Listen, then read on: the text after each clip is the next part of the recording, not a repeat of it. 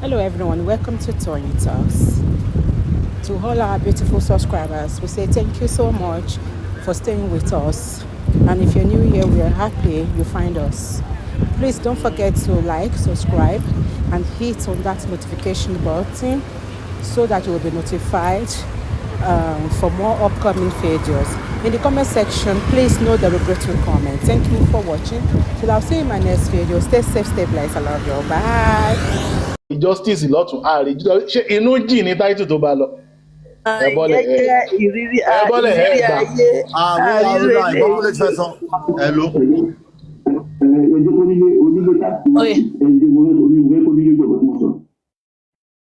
Ẹ onílé ń gbọ́. Láti tó bí sáà láti tó wọ́n ti ọ̀rọ̀ ọmọ káàdì ni pé olórí tẹ́lẹ̀ ti fi kọ̀ mí náà mi ò mọ̀ fojú ogun láyé ìbá máa ti múra sílẹ̀ láti ìgbà ìwé ní ìbá máa ti múra sílẹ̀ ìbá ti rà pa lẹ́ọ̀tún ẹ̀sà fi mi ò mọ̀ fojú ogun láyé báyìí tó. Ṣọgbọ́n. Bọ̀dá mi kúnlé gbàásà. Gbàásà. Ẹ fẹ́ nìkan láàyè àwọn kọ́là fẹ́ bóyá òun náà fẹ́ dá sí.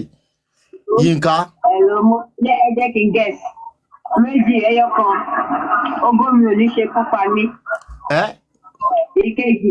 Ogún mi ò ní ṣe kó pa mí. Obo. Ìkejì. Ògo Mi. Okay, Ogo. Yeah. Ìkejì. ṣé mo pè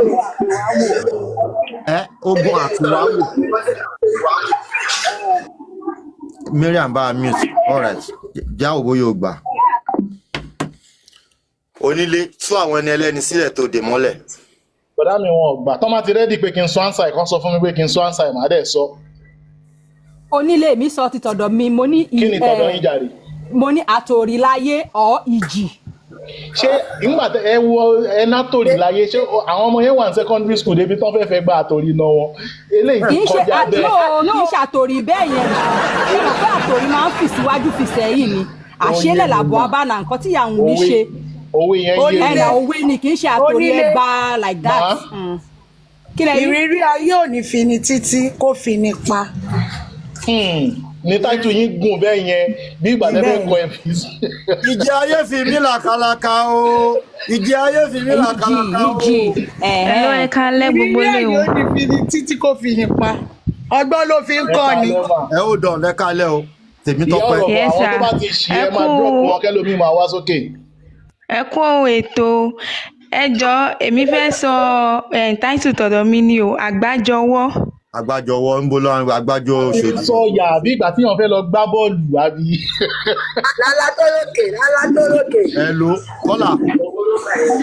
lálá tó lókè. Onílé wọn bẹ wí bí báyìí. Onílé wọn bẹ wí o. Ẹ bá mi mí ìtẹ́jẹ́ ń gbọ́ nǹkan tó ń sọ o. ọ̀dà ọ̀rọ̀ àwọn obìnrin mẹ́ta tó jẹ́ wùmí. Kọ́là kíní kọ́ ti já yín. Direct call ló já yín ẹ̀ máa pè padà. Ẹ ló direct call. Ẹ sà bọ̀dá láti Má táìsì tèmi ti ayédoríkodò. ayé dorí kodò.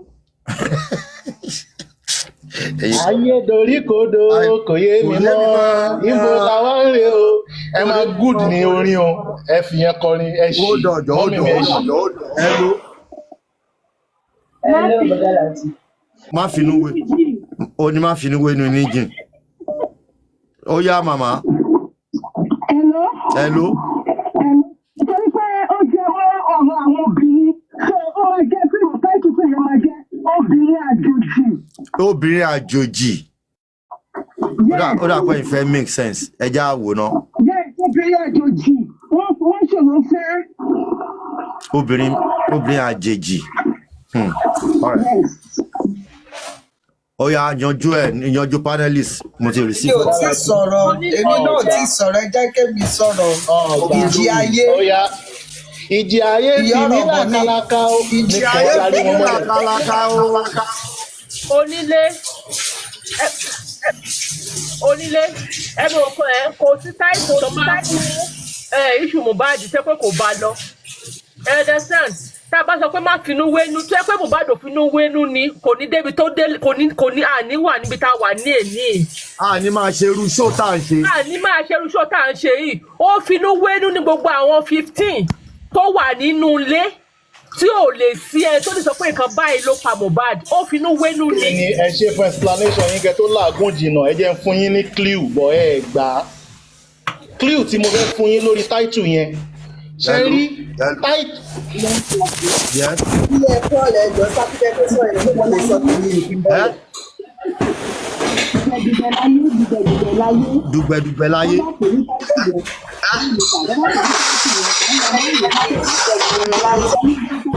I am mute now. All right. Hello. All right. Hello. Hello, Lighton. Hello. Ẹ wá Olúwa ni o. Hold on. Ìyá Mohbad. Obìnrin ni ìyá Mohbad, obìnrin ni Wùnmí. Obìnrin ni ìyá Wùnmí. Mo ti dà wọ́n mẹ́ta. Àrò mẹ́ta dojú ọbẹ̀ délẹ̀.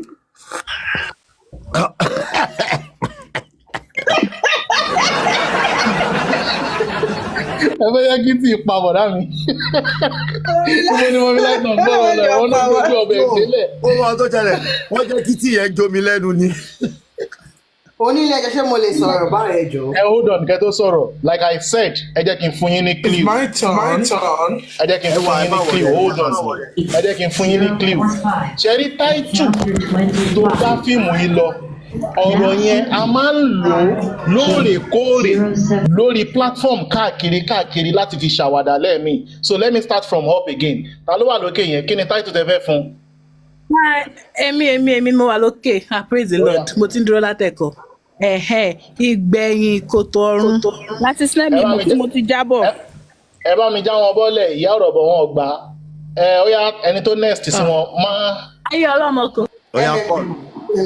Hello. Yes. Ṣó yẹ kó rí bẹ́ẹ̀ ní táìtì rẹ̀? Ṣó yẹ kó rí bẹ́ẹ̀? Kò tún wá yẹ kó rí bẹ́ẹ̀ náà lẹ́gbẹ̀ẹ́ kan ìsókè gbà á. Ó yá panelist. Ẹ kọ́ ọ̀rẹ́ mi nílé. Onílé mo mọ̀ pé Onílé ló wá ń dà yín láàmú báyìí. Ogun ẹ̀jẹ̀ mi. Àbí ogun ẹwọ Olúwa yẹ sọ̀rọ̀ ẹwọ Olúwa ló. Ogun ẹ̀jẹ̀ mi já mi gbà á. Ẹwọ Olúwa. Yeah. Okay. Yeah, my own is gonna be in English. English film more official. In my next life, if I could choose a parent, I would choose a proper parent. If I could choose a parent, I would choose a proper parent. Super mom.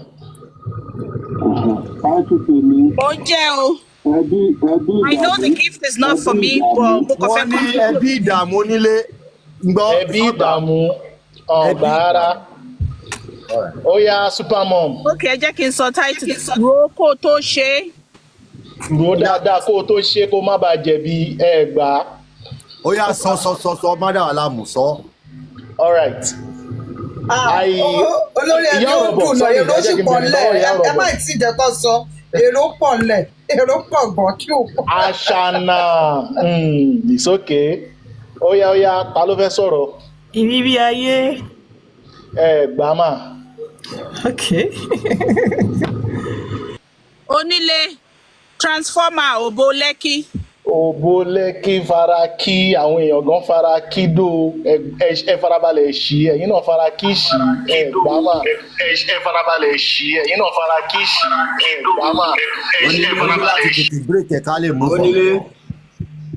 Onílé. Gbogbo yín ti fún lórúkọ ẹ ti fún lórúkọ ṣé ó yẹ kó rí bẹ́ẹ̀ bẹ́ẹ̀ kò dẹ̀ wá yẹ kó rí bẹ́ẹ̀ lórúkọ ẹ ti fún lórúkọ ṣé ó yẹ kó rí bẹ́ẹ̀ bẹ́ẹ̀ kò dẹ̀ wá yẹ kó rí bẹ́ẹ̀ lórúkọ ẹ ti fún lórúkọ ṣé ó yẹ kó rí bẹ́ẹ̀. Mímí ayé. Mímí ayé. Mi tí sọ ti tèmi o. Mímí ayé o. Like I said, we often use this. Olórí ẹbí lórí platform. Ẹ wo àwọn èèyàn yín ńláńlá ló kù àwọn àgbààgbà bíi ìgbọ̀ngẹ́jẹ́ gbé wọn lórí ọdún ẹ̀jẹ̀ àwọn pírísì àwọn ẹ̀sìkẹ́pà ẹ̀jẹ̀ gbé wọn lé. Onílé tó bá jẹ́ bẹ́ẹ̀ á jẹ́ Mohbad. Ikú ló pa ikú. Ẹ jẹ́ ń sọ ti tèmi o, mi ti sọ̀rọ̀. Oya, God is patient. Oya. Pàmí sílé má pàmí síta. This one like this. Ó ní pa mí sílé má pa mí síta. Bẹ́ẹ̀ ni àṣírí yóò ní tújàre ìyá mi gbà. Ṣé mo lè sọ̀rọ̀ sá? Oya. Bẹ́ẹ̀ ni mà. Ẹ̀san ń ké tantantan, ẹ̀san aburú ò ní ké lórí wa, ẹ farabalẹ̀ ṣí.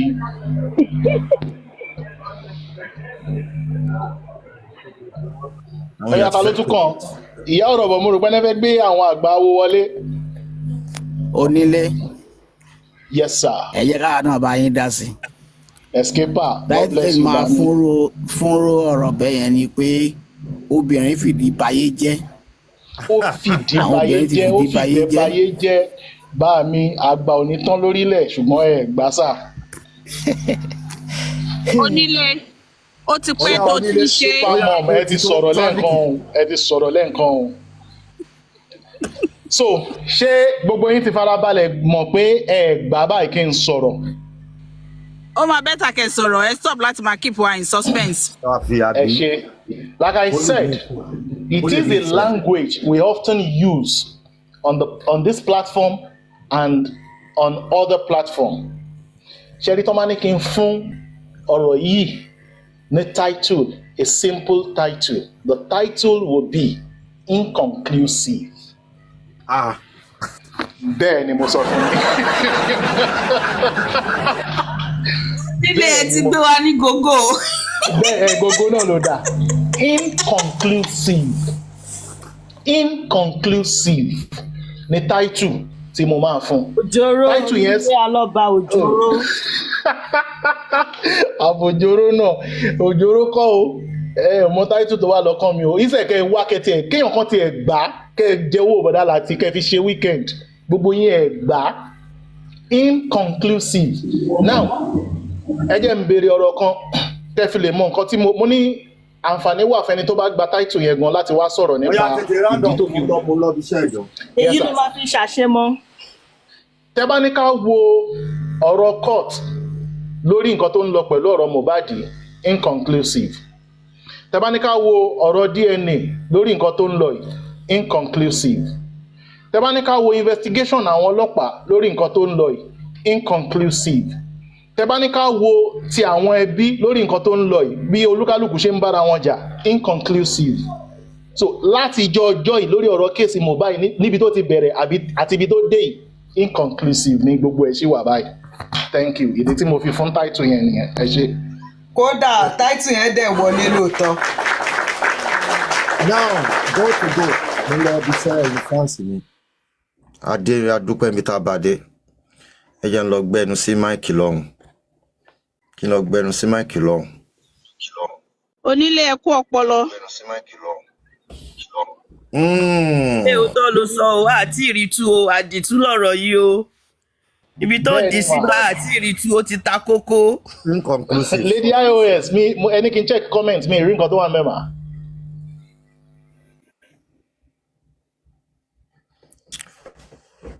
Ló bá ẹ jẹ́ máa lọ. Olórí ẹbí ẹ play wotowoto fún wa. Ẹ gbà mí o, mo rẹ̀ mọ́ lérè kó ajáwẹ̀wò ó róṣọ́ ó wọ bàtà Balenciaga. Ìyáhùn mi ó wọ bàtà Balenciaga. Latisneh ẹ play orin yẹn. Orin wo? Èèyàn mẹ́rin ni mí. I didn't see that. I didn't see that. To be frank, I didn't see that. Ẹni tí mo tó máa ń sẹ̀ǹdẹ̀ sí mi ò sí online. So sorry about that, ma. Mi ò rí pé mo dẹ̀ try láti wo comment yẹn náà, but I didn't see that. Ipe ẹ fi síbẹ̀. Ẹ ká power tap everybody. Let's power tap. Let's power tap and follow the host if you are yet to do that. Please follow the host. Onílé ẹ rí pé mo bọ́lẹ̀ lẹ́ẹ̀kan. Sórí àǹtí Karimọ́ mi lè bí ẹ mọ̀, ṣé mo ń sunkún mu láti bọ́lẹ̀? Lágbára o, ìyá sọmọ. Ọlọ́run kò ní pe tí gbogbo ẹ̀yin abiyamọ tẹ́ wà ń bí nígbè, Ọlọ́run ní pe tí yín nígbè, ó pakasọ. ọ̀rọ̀ tó bá ti kọjá kinní báyìí ó yẹ kí wọ́n ṣáà máa fi ṣẹ̀rín ni ọlọ́run ní pé ti gbogbo yín nígbè gbogbo ẹ̀yin abiyamọ tó wà níbí àgbà yín adalẹ̀ ẹ ṣáàjọ bí mo ṣe máa ń sọ gẹ́gẹ́ bí ọmọdé tèmi ẹ máa gbàdúrà fáwọn ọmọ yín o ẹ jọ̀ọ́ nítorí ọlọ́run o kò dẹ́ ń ṣe kí ẹ máa gbàdúrà follow the panelist too. kò dẹ̀ wá ń ṣe pé kẹ́ máa gbàdúrà nìkan kẹ́ wá jókòó tẹ̀tẹ̀rẹ̀ bá ṣe ń ta ẹ jẹ́ ká máa tàn kó má bàa dẹrùn nídìí tẹ́ bá ṣe ń gbàdúrà tẹ́ ń ṣiṣẹ́ lórí àwọn ọmọ yín ẹ jọ̀ọ́ ẹ mọ́nítọ̀ wọn dáadáa gbogbo àdúrà yín lórí àwọn ọmọ yín kò ní ṣánwó òfo lágbára ọlọ́run o thank you. Latisneh jọ̀gẹ́ tó pè lánàá yẹn ṣé Olú ló ń jẹ́ ni toró fi mẹ́sẹ̀gì ó DM tó ń ṣépè fún ìyá àti àwọn ọmọ ẹ̀ ṣé Olú ló ń jẹ́ ni. jẹ́ wo. ẹni tó pè lánàá. èmi ò mọ̀ rí èmi ò rìn èmi. ṣé mo pé ó pè látòrí WhatsApp ni mo rò bóyá orúkọ ẹ̀ bóyá Olú lọ́kọ sí. ìṣẹ̀wá rántí nọ́mbà ẹ̀wọ̀n mo ti block ẹ̀ dànù mi ti block ẹ̀. ok. mo block and report tí wọ́n bá dẹ̀ ti block and report ó máa gbé kinní yẹn lọ. ẹ̀ẹ̀kan tèmi náà ṣe mo block mo report ni. ọ̀rọ̀ ẹ jẹ́ n play content in play.